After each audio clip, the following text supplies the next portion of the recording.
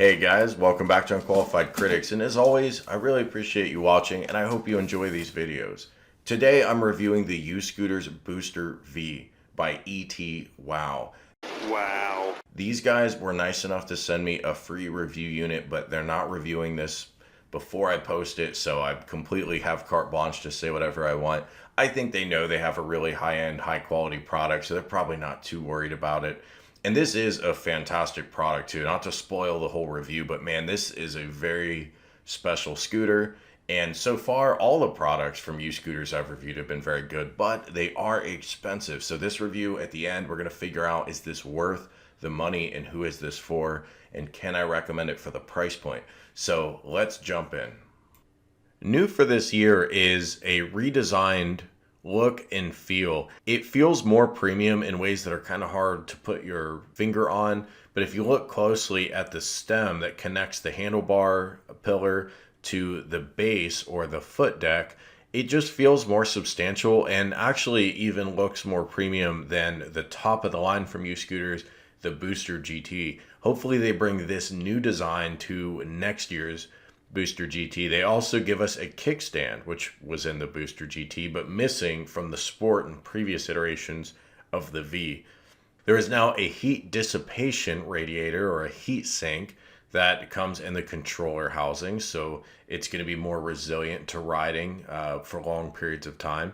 And there's a silicone platform that you stand on. Instead of just that adhesively backed kind of rough texture, almost like just a layer that somebody cut out and then slapped on, which was one of the biggest disappointments of last year's model. And the handlebars are newly designed. They're easier to fold down.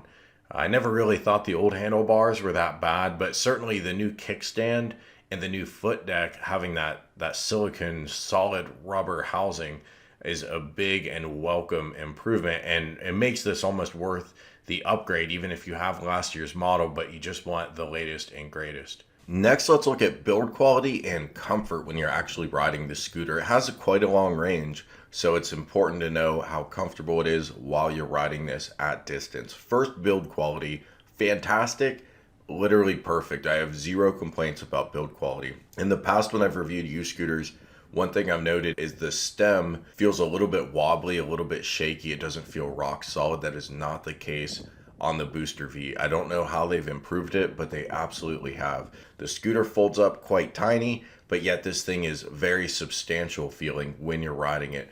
The suspension itself feels improved. I don't have any information from a spec sheet to prove that they redesigned the suspension, but I'll tell you it feels firmer. It feels slightly stiffer.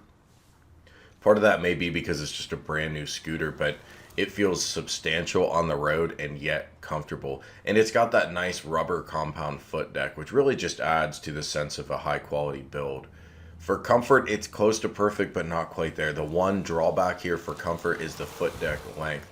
If you have smaller feet, you're going to be able to ride this thing forever and you'll never notice it. If you have more normal size to a little larger feet, then you'll absolutely still be able to ride this scooter. But when you're going for that 15-mile range or whatever, you're trying to really range max this beast, then you're going to find yourself shifting your feet a little bit, which the only UScooters model that's not going to be the case for you, if that's a problem, is going to be the Booster GT, that full-size ultra portable. But again, the suspension is very nice. The handlebars feel fantastic. The regenerative braking is great to use. It works very well. So for build quality and comfort, I give this very high marks. Next, let's break down power and performance. On paper, this is a 24-pound scooter with a 500-watt motor, but it can boost to 700 watts. And you might be wondering, well, if it can boost to 700 watts, why doesn't it just always run at 700 watts? That's something you see very commonly in the electric scooter market. And there could be multiple reasons for it, including even regulations that regulate scooters above 500 watts are classified differently, and there's all that gobbledygook. But in addition to that, heat management is the real constraint. When you're riding a scooter and it's certified for 500 watts, but it can boost beyond that, it generally can't sustain that 700 watts forever, or it'll overheat. And what will it do before it overheats? Well, it'll just clock it back down to a 500 watt output. So what UScooters has done is redesigned the heat sink and it's going to involve an air intake. So you're going to be getting that cold air intake while you're out riding. Clearly, the faster you ride, the more air you're going to take in, and that's going to keep the motor cooler longer, which is going to allow you to boost to 700 watts more. So it's taking a high performance scooter and it really is taking it to the next level. And with all that said, how does it perform in the real world? Well, it handles everything but the absolute steepest hills with ease. And I really think to get those super hill climbs, you need to go up to a much heavier scooter. But if you're in the ultralight world, this performs absolutely as well as anything, including the more expensive Booster GT. Now, it does take a little more time than I would like for it to reach its maximum speed, but it has a ton of power given how light it is.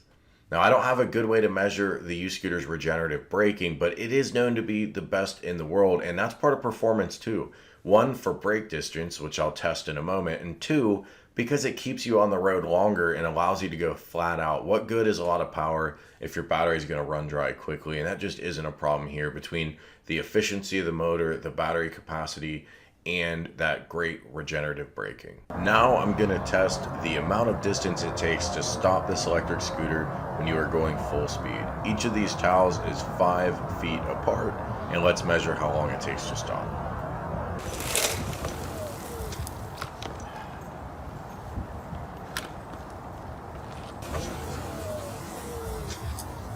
"39 feet for a complete stop using both brake mechanisms at the same time." So what is the riding distance or the range for this beast of a scooter? Well, on paper, they're going to tell you you can get up to 24 miles. And I absolutely believe that if you weigh 140 pounds. I weigh a little more than that. 215 pounds.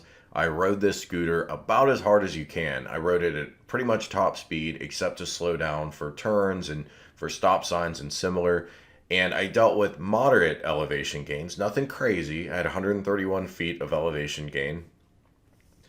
And my range was 13.8 miles. Now, that was not running the battery to absolute zero, which it's not recommended you do that to preserve the life of your battery. So that was pretty much getting to where the warning was flashing, where it's below 10%, starting to slow down a little bit, and I just took it inside. So I could have eked out a little bit more, but I want you to know for reference 13.8 miles. Now, to compare this to another similar scooter I reviewed, that Booster Sport that I keep mentioning because it is so similar to this one. I think you really do have to compare them if you're looking to buy.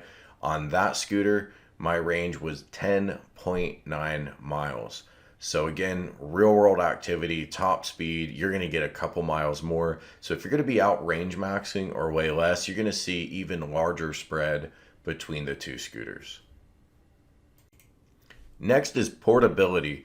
This is 24 pounds of perfect portability. There are two things that are improved from last year's UScooters model. Number one, there's a little aluminum tab at the base that's right at the base of the foot deck and the stem where they meet. And you have to push down on it with your foot to engage the folding mechanism to collapse the scooter. In years past, you'd have to do this weird dance where you'd have to push forward on the handlebars while you push down on that tab.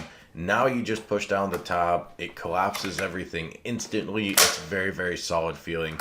The other improvement is that the handlebars now fold as flat as ever. In the past, when you would fold them, they would pop back up, especially for the GT, because it had that drum brake that wasn't very well integrated with the scooter design.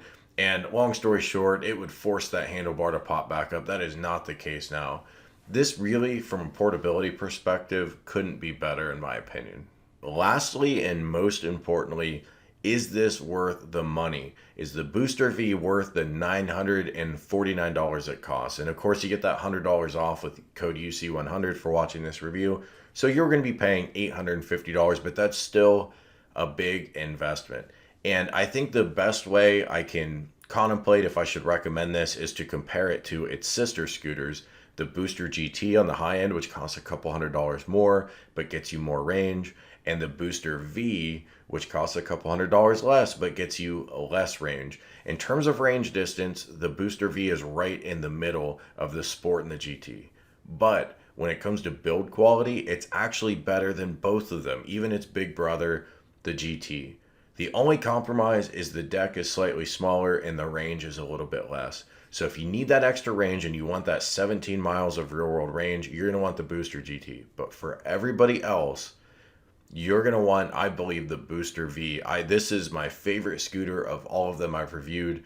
I can't believe the build quality to weight ratio. I mean, that's not a mathematical thing, but you know what I'm saying. It feels so solid at this 24 pounds. I didn't think that was possible, especially after dealing with the Booster Sports compromises where it feels just overall shakier and less substantial. I chalk that up to, well, it's inevitable because it's such a lightweight scooter. Well, guess what? This scooter is almost as lightweight and it is leagues better constructed.